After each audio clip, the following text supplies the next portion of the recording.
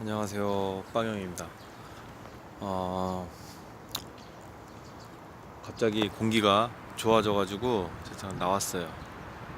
할 일도 다 끝났고 그래서 잠깐 나와서 영상을 찍는데요. 지난번에 카페에 요청한 그 취업에 대한, 아니 취업이 아니라 면접에 대한 영상을 좀 찍으려고 합니다. 면접 먼저 신입사원 면접을 한번 얘기를 한번 해볼게요. 일단 제 경우에 신입사원 면접 먼저 얘기를 한번 해볼게요. 저 같은 경우는 첫 직장을 그때가 2001년도인가 2002년도인가 그랬어요. 그때 봉사활동 하다가 지인의 소개로 들어갔어요. 지인의 소개로 그냥 밑도 끝도 없이 여기서 봉사활동 왜 하냐, 젊은 사람이 봉사활동 왜 하냐, 그 나이 먹고 와서 나중에 늙지 않다, 지금은 취업을 해라 라고 해서 거의 반강제로 취업을 하게 됐죠. 그래서 아는 지인을 통해서 지인의 지인의 회사에 들어가게 됐어요. 그때는 거의 면접만 봤죠. 그리고 면접 뒤에는 당연히 그냥 취업이 당연히 되는 거였고요. 그리고 그 회사 이후에 또 이직을 하고 하다가 다시 IT를 벗어났다가 다시 IT로 돌아왔다 그랬잖아요. 그때 IT 면접을 봤죠. 그때는 이제 학원을 잠깐 다녔어요. 학원을 다니다가 조기에 취업을 하게 됐는데, 그때 면접은 일단 기술 면접이 있었죠. 기술 면접이 있는데 일단은 뭐 기술적인 얘기를 먼저 했고, 이제 그거를 통과하면 코딩 면접이 있었어요. 코딩 면접하고 DB 쿼리 짜는 거하고 DB 선택이었어요. 오라클, MS SQL 둘 중에 하나 선택해서 문제를 푸는 거였고, 그리고 근데 오라클로 봤던 것 같네. 저는 원래 MS SQL이었는데 MS 쪽 C를 하고 비주얼 베이직 하고 이래가지고 MS SQL인데 한 번도 안 사용해본 오라클로 시험을 봤던 기억이 있고요. 그리고 코딩은 자바스크립트로 짰어요. 뭐 자바로 해도 되고 뭐 언어는 상관없는데 자바스크립트가 제일 무난해서 자바스크립트로 했었어요. 그리고 그 자바스크립트 시험을 보는, 자바스크립트하고 오라클하고 해서 총 코딩하고 데이터베이스 작성하는 그런 시험을 봤는데 그게 1시간 이상 걸렸던 것 같아요. 2시간 가까이, 1시간 40분 정도 걸렸던 것 같아요. 총 면접이 거의 3시간은 좀 안 됐던 것 같아요, 총 합쳐서. 그런데 재밌는 거는 몰랐는데 보통 신입사원을 떠나서 면접을 보면 면접료를 준대요. 뭐 하다못해 뭐 차비라도 해라 라고 주는데, 저는 그런 걸 단 한 번도 받아본 적이 없어요. 다 이유가 뭐냐면, 나중에 제가 그 입사를 하고 나서도 또 물어봤거든요. 이거 면접 보면 면접비 이런 거 안 주냐고 했더니, 우리 회사는 영세 회사다, 그래서 줄 수가 없다. 영세하다라는 걸로 모든 게 면제가 되나 봐요. 대부분이 그래요. 지금 제가 일하고 있는데도 마찬가지고 면접비는 따로 주지는 않아요. 그러니까 작은 회사면은 대부분이 주질 않습니다. 여기서 작은 회사의 규모는 어느 정도까지가 작은 회사인지 모르겠어요. 대부분이 작은 회사인 것 같아요. 100명이 넘어도 작은 회사인 것 같아요. 네. 뭐 신문에 나오는 회사들 가도 면접비를 받은 적이 없어요. 일단 그랬고요. 그래서 신입은 아니었지만, 근데 제가 중고 신입이라고 이렇게 표현을 했었는데, 하여간 뭐 다시 외부로 전향하고 나서 면접을 볼 때도 그렇게 기술 면접을 봤었고요. 구술 면접, 기술 면접 다 봤고요. 되게 어려웠죠. 거의 3시간 동안 이렇게 볼 정도였으니까. 그리고 나서 다시 프리로 전향을 하게 됐어요. 저 같은 경우는 프리로 했을 때부터는 일단 면접이, 그 기술 면접은 없어요. 코딩 면접은 없어요. 그러니까 코딩 면접이라고 하면 뭐 이것 짜봐라 저것 짜봐라 뭐 이런 게 있을 텐데, 알고리즘이라든가 그런 게 있을 텐데, 코딩 면접은 없었어요. 그냥 다 기술 면접. 그리고 이 그 프로젝트 경력 정도, 그런 거 보고서 어떤 프로젝트에서 어떤 일을 해봤냐, 이런 거 있었고요. 그리고 대부분이 이거 할 줄 아세요? 이거예요. 왜냐면 프리랜서한테 면접을 볼 때 깊게 못 물어보는 이유가 뭐냐면 프리랜서는 프리랜서 중간에 연결해주는 업체는 제가 지난번에도 많이 얘기를 했지만 소싱하는 업체는 IT 회사라고 얘기하기가 참 민망하다고 제가 그런 얘기를 했잖아요. 그 사람들은 사람만 잘 선택을 해서 해당하는 업체에 꽂아주면 돼요. 그 사람들은 아무것도 몰라요. 아는 사람도 있을 수도 있지만 대부분이 모르는 것 같아요. 기술적인 얘기 조금만 해도 못 알아들어요. 그래서 그 이후로는 면접다운 면접을 본 적은 한 번도 없어요. 그냥 그 사람들한테 가서는 이거 당연히 할 수 있다, 다 된다, 안 되는 게 어디냐, 해봤다, 안 해봐도 할 수 있다, 뭐 이렇게 자신감만 있으면은 다 통과됐던 것 같아요. 그리고 실제 면접은 이제는 그 프로젝트 가서 보는 게 그게 진짜인 거죠.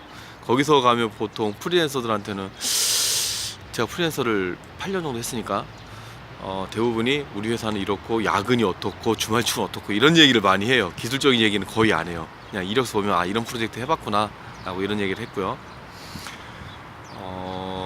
그리고 지금 회사 그 프리랜서로 면접을 보던 그 스타일 그대로 지금 회사도 그렇게 봤어요. 거의 면접이 나중에는 그 세미나가 돼버려요. 세미나. 그러니까 나 이거 할 줄 압니다. 이거요? 뭐 그렇습니다. 그거 안 되는 게 어디 있습니까? 그 설계 하면 되죠. 뭐 이런 식으로 하고, 그거 다 해봤어요. 뭐 그런 거 뭐 물어보고 그래요. 이런 식으로 좀 뻔뻔해지고 뭐 이럽니다. 나 안 뽑으면 안 돼. 나 다 할 줄 알아. 이런 식으로 면접을 받고요. 그래도 잠깐 자신감이 있으면 당연히 면접을 통과를 하겠죠. 지금 자신감 얘기를 했는데 어떤 얘기를 한 적이 있었냐면은, 제가 학원 다니는 중에 조기 취업을 했다 그랬잖아요. 근데 그때 그 취업한 회사에서 그런 얘기를 해요.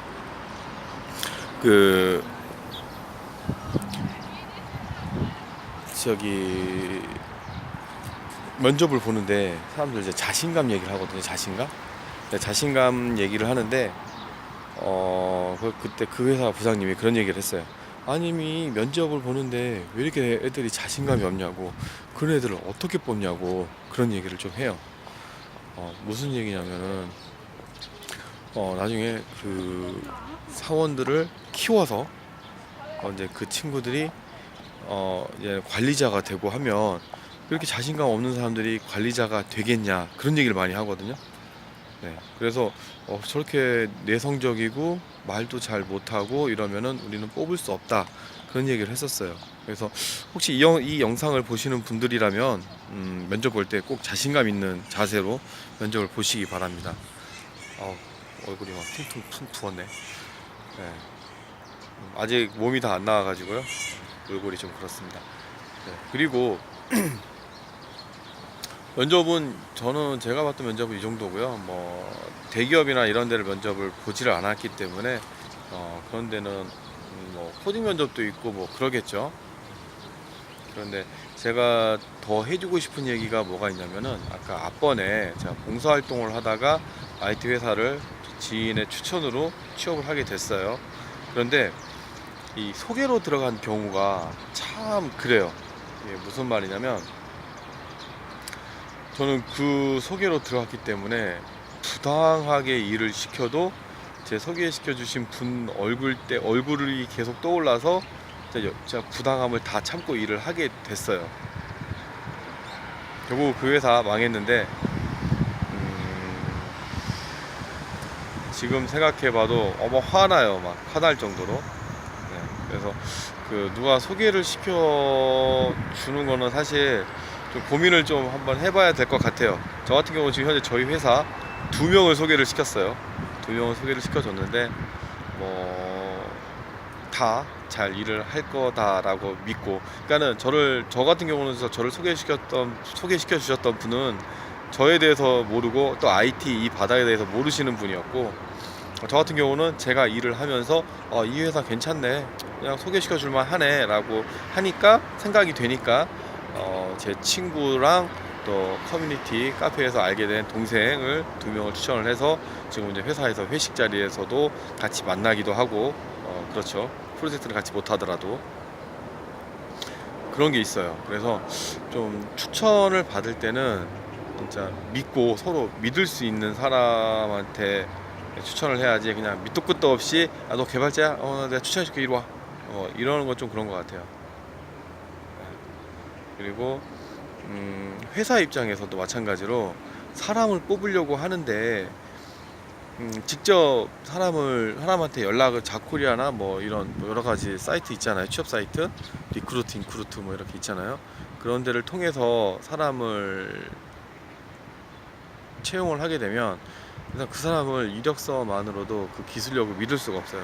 그 사람 면접을 봐서 평가를 해야 되는데 그게 사실 쉽지가 않거든요, 굉장히. 그런데 소개로 추천을 한다. 회사에서 그 소개하는 거를 많이 권장을 해요. 저희 회사도 그래서 제가 2명이나 소개를 했는데, 일단 면접만 보면 거의 대부분 통과하는 것 같아요. 믿고 맡긴 거죠. 그래서 저도 사람을 추천을 하게 될 때도 그 사람의 실력과 뭐 인성과 뭐 이런 거 다 보고 추천을 해요. 괜히 제가 욕먹을 수는 없잖아요. 그리고 제가 소개를 한 그 친구들도 마찬가지로 저를 보겠죠. 저를 보고 제가 또 한 얘기도 있고, 뭐 우리 회사에 대해서 또 스스로도 면접 보면서 평가를 하고 나서 결정을 한 거니까. 그래서 그런 추천이 제 사람을 뽑는 데는 제일 좋은 것 같고, 추천이 아니면 정말 까다롭게 면접을 봐야 된다라고 생각이 돼요. 근데 그 까다롭게 면접을 봐야 되는 게 뭐냐라는 거죠. 저는 개인적으로 알고리즘 이런 코딩 문제는 좀 아닌 것 같은데, 그렇다고 다른 대안은 저도 없어요. 그래서 어쩔 수 없이 코딩 시험, 알고리즘 문제 방법밖에 없는 것 같아요. 이거를 얼마나 잘 하느냐 이건데, 저 때는 그렇게 알고리즘 그런 문제가 이렇게 지금처럼 이렇게 많지가 않았고, 그냥 가서 미리 준비할 수 있는 것도 아니었고, 가서 그냥 가서 겪어보는, 부딪히는 것밖에 없었죠. 준비를 할 수가 없어요. 그러니까 평상시에 많은 코딩을 해봐야 되는 거죠. 물론 지금 알고리즘 문제도 마찬가지로 많이 해봐야죠. 지금 뭐 스터디 그룹도 많고 하니까 공부를 하고 하는데, 뭐 준비하는 데 있어서는 부족하지 않을 것 같아요. 그냥 준비만 열심히 하면 될 것 같아요. 네. 그래서 오늘은 면접 얘기하고 취업할 때 추천에 대해서 잠깐 얘기를 한번 해봤습니다. 네, 오늘은 여기까지입니다. 이상입니다.